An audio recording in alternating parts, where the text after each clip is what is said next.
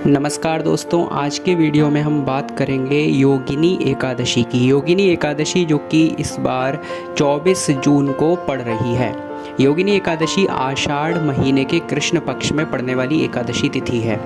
तो इस साल यह व्रत 24 जून को मनाया जाएगा। 24 जून को शुक्रवार भी है, इसीलिए भगवान विष्णु और माता लक्ष्मी की पूजा का विशेष फल लोगों को प्राप्त होगा। योगिनी एकादशी का व्रत रखने वाले लोगों के बारे में भगवान श्री कृष्ण ने कहा है कि इससे उन्हें हजारों ब्राह्मणों के भोजन कराने जितना पुण्य प्राप्त होगा। इसीलिए आषाढ़ मास के कृष्ण पक्ष की एकादशी का महत्व कई गुना ज़्यादा बढ़ जाता है। इस एकादशी व्रत की कथा जानने से पहले आइए हम इसके शुभ मुहूर्त को भी जान लेते हैं। तो ज्योतिष शास्त्र की कालगणना के अनुसार आषाढ़ महीने के कृष्ण पक्ष की एकादशी 23 जून को रात 9:41 से प्रारंभ होगी। चूँकि यह रात से प्रारंभ हो रही है, सुबह का सूर्योदय इसमें नहीं लग रहा, इसीलिए 23 जून के दिन इस एकादशी को नहीं माना जाएगा। तो एकादशी तिथि का समापन 24 जून को रात 11:12 पर होगा। उदय तिथि के अनुसार यानी सूर्योदय के अनुसार 24 जून का पूरा दिन एकादशी का रहेगा, इसलिए 24 जून के दिन ही एकादशी मनाई जाएगी। 24 जून यानी कि शुक्रवार के दिन। तो एकादशी का व्रत 24 जून को रखा जाएगा और व्रत का पारण 25 जून के दिन शनिवार को होगा। तो देखिए, योगिनी एकादशी व्रत की पूजा तिथि और महत्व के बारे में हम जान लेते हैं। तो प्रातःकाल स्नान करके भगवान विष्णु और माता लक्ष्मी को पीले आसन पर बिठाकर पुष्प माला से सुसज्जित करते हुए पूजा अर्चना करना है। यदि आपके पास इनका चित्र या तस्वीर या मूर्ति का विग्रह नहीं है तो आप राधा कृष्ण की भी स्थापना कर सकते हैं, राम दरबार सीता राम की भी स्थापना कर सकते हैं, लड्डू गोपाल की भी स्थापना कर सकते हैं। यदि आप युगल रूप में करना चाहें तो राधा कृष्ण सीताराम, अन्यथा अगर आपके पास नहीं है तो आप अपने लड्डू गोपाल की भी स्थापना अर्चना कर सकते हैं। तो आपको करना क्या है कि भगवान के जिस भी रूप की प्रतिमा, जिस अवतार की प्रतिमा है आपके पास भगवान विष्णु के, उनको आपको पीले आसन पर बिठाना है। पीला आसन कैसे? आप एक आसन लेंगे लकड़ी का, उस पर पीला वस्त्र बिछा देंगे और उस पर आप विराजमान कर सकते हैं। और ऐसे करने के बाद पुष्पमाला से भगवान को सुसज्जित करना है और उनकी पूजा अर्चना करनी है। तो भगवान विष्णु से प्रार्थना करें कि वह आपके अंदर सकारात्मक ऊर्जा का संचार करें और माता लक्ष्मी आपका घर धन भंडार से भरें। योगिनी एकादशी का व्रत करने से भगवान विष्णु के साथ साथ माता लक्ष्मी की कृपा भी प्राप्त होती है और इस बार विशेष रूप से शुक्रवार का दिन भी पड़ रहा है जो कि माता लक्ष्मी का दिन है। तो इस कारण लोगों को पृथ्वी पर ऐश्वर्य के साधन उपलब्ध होते हैं और यह अपना जीवन संपन्नता पूर्वक व्यतीत करते हैं। साथ ही साथ पूर्वजों की संतुष्टि के कारण इन लोगों को परलोक में भी मुक्ति प्राप्त होती है। यानी इस दिन का व्रत करने से, पूजन करने से पूर्वजों की भी यानी पितरों की भी संतुष्टि हो जाती है, वे भी संतुष्ट हो जाते हैं। उत्तरायण के समय यानी कि जब देव जाग रहे हैं तो ये अंतिम एकादशी है। अगली एकादशी देवशयनी एकादशी होगी, तो देवताओं के जागते हुए यह अंतिम एकादशी है। तो इस दिन आप अधिकाधिक पुण्य अर्जित कर सकते हैं इस व्रत का पालन करके। 4 महीने के लिए देवशयनी एकादशी से भगवान विष्णु योग निद्रा में शयन करेंगे। तो उससे पहले पहले यह जो एकादशी पड़ रही है योगिनी एकादशी, यह अवसर है, एक अच्छा अवसर जिसमें आप सारे शुभ कार्य संपन्न कर सकते हैं। भगवान की पूजा अर्चना से विशेष फल की प्राप्ति कर सकते हैं। तो योगिनी एकादशी के उपवास की शुरुआत आपको दशमी तिथि के रात्रि से ही कर लेना है, यानी पिछली रात को आपको तामसिक भोजन का परित्याग कर देना है और ब्रह्मचर्य का पालन करते हुए ज़मीन पर सोना है। सुबह स्नान आदि से निवृत्त होकर भगवान विष्णु की आराधना आपको करनी है। इस व्रत में योगिनी एकादशी की कथा अवश्य ही सुननी चाहिए। इस दिन दान करना कल्याणकारी होता है।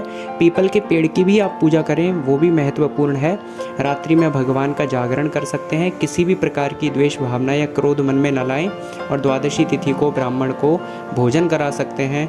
वैष्णव भक्तों को यानी विष्णु भक्तों को भोजन करा सकते हैं और इसके बाद खुद भी आप पारण कर सकते हैं और व्रत को खोल सकते हैं। तो देखिए, व्रत के पारण का समय मैं एक बार आपको बता देता हूँ कि 25 जून के दिन व्रत का पारण आप करेंगे। तो आइए इस दिन के पहले शुभ मुहूर्त जान लेते हैं, जिसके बाद हम इसकी कथा का श्रवण करेंगे। तो देखिए, शुभ मुहूर्त है। तिथि एकादशी तिथि 23 जून को रात 9:41 से प्रारंभ होगी। 24 जून को रात 11:12 तक रहेगी। देखिए, 24 जून को अभिजीत मुहूर्त है, सुबह 11:33 से 12:28 तक। आप इस दौरान भी अपनी पूजा को संपन्न कर सकते हैं। विजय मुहूर्त है दोपहर 2:18 से 3:12 तक यानी 2:15 से 2:15 तक भी आप अपनी पूजा को संपन्न कर सकते हैं। गोधूली मुहूर्त है शाम को 6:38 से 7:02 तक यानी 6:30 से 7 बजे के बीच शाम को आप पूजा करें, इस दिन वह भी विशेष फलदायी है। और सायाह्न में संध्या मुहूर्त है शाम को 6:52 यानी लगभग 7 बजे से लेकर 7:54 यानी लगभग 8 बजे तक आप इस दौरान भी शाम की पूजा कर सकते हैं। तो देखिए आपके पास इस प्रकार से 4 मुहूर्त हैं, एक सुबह का, एक दोपहर का और 2 शाम के समय के। एक बार हम इसकी पूजा विधि को थोड़ा सा विस्तृत तौर पर जानें तो एकादशी के दिन सुबह स्नान आदि से निवृत्त होकर व्रत शुरू करने का आप संकल्प लेंगे। तत्पश्चात पूजन के लिए मिट्टी का कलश स्थापित कर सकते हैं, ये ऑप्शनल है।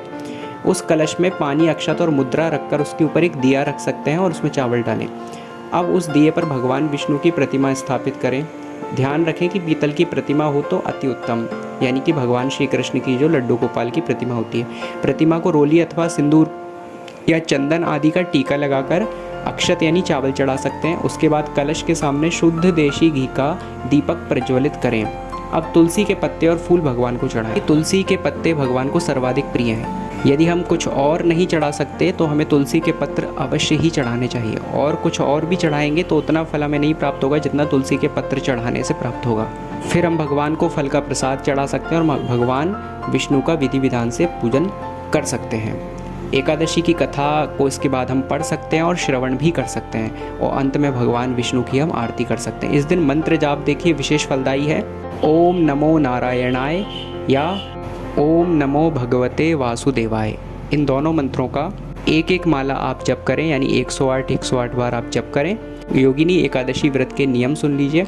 आषाढ़ कृष्ण एकादशी के दिन पूर्व यानी दशमी तिथि को रात्रि में एकादशी व्रत करने का संकल्प करना चाहिए। अगले दिन सुबह स्नान आदि सभी क्रियाओं से निवृत्त होकर भगवान श्री हरि विष्णु तथा माता लक्ष्मी के स्वरूप का ध्यान करते हुए शुद्ध घी का दीपक, नैवेद्य, धूप, पुष्प तथा फल आदि पूजन सामग्री लेकर पवित्र एवं सच्चे भाव से पूजा अर्चना करना चाहिए।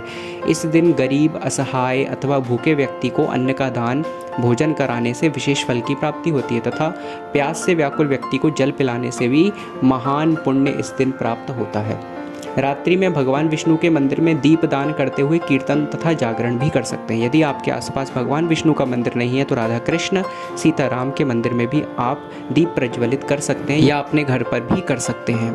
एकादशी के दिन द्वादशी तिथि को अपनी क्षमता के अनुसार ब्राह्मण या गरीबों को दान देकर आप व्रत का पारायण भी कर सकते हैं। यह शास्त्र सम्मत माना गया है। ध्यान रहे कि इस व्रत में पूरा दिन अन्न का सेवन निषेध है। आप केवल फलाहार कर सकते हैं और जल पी सकते हैं। दशमी से लेकर पारण होने तक का समय सत्कर्म से बिताना चाहिए तथा ब्रह्मचर्य व्रत का पालन करना चाहिए।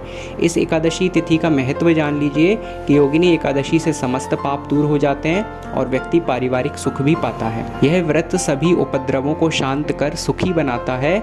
योगिनी एकादशी का व्रत करने से समृद्धि की प्राप्ति होती है। माना जाता है कि इस व्रत को करने से 88,000 ब्राह्मणों को भोजन कराने के बराबर पुण्य प्राप्त होता है। यह व्रत तीनों लोकों में प्रसिद्ध है। इस व्रत को विधिवत रखने से सिद्धि और सफलता मिलती है।